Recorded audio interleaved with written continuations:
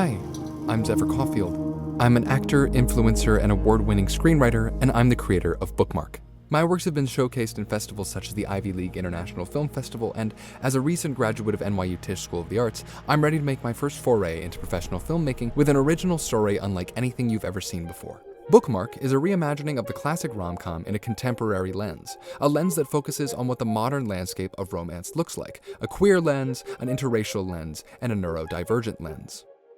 You see, what sets Bookmark apart is that Ian, our main character, has the unique ability to bookmark time. With a knock, they can set a bookmark, and at the snap of their fingers, they can instantly go back to that bookmark. But each bookmark they make erases the last one. If they set another one, their choices are set in stone. All my life, I've struggled with high-functioning autism, and anyone with a familiarity with autism will know about the concept of masking.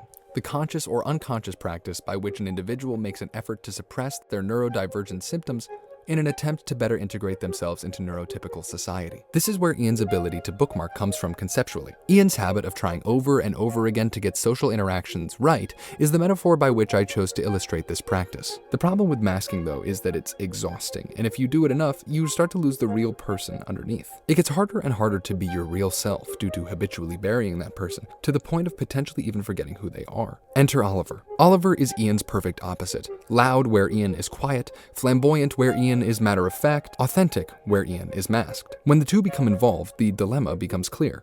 Oliver wants to know Ian, wants to be with them, but Ian isn't sure they can stop bookmarking. And if they can, will Oliver be able to deal with the knowledge that he's been lied to for their entire relationship? I wanted this romance to be reflective of the world we see today, one that's often underrepresented in lieu of being palatable and safe. It was important to me that the relationship we saw on screen was both interracial and queer. It is important to me that Ian is a non-binary protagonist. It is important to me that Oliver has an open and undefined sexuality. I want this story to be one that represents people, sexualities, and genders that are frequently overlooked or intentionally underrepresented, but not one that calls attention to itself by doing so, one that just is. Because this is the world young people live in, and the relationships young people find themselves getting into. I started writing Bookmark 2 years ago. I wanted to write a story about loneliness, the search for connection, and the anxiety that comes with it.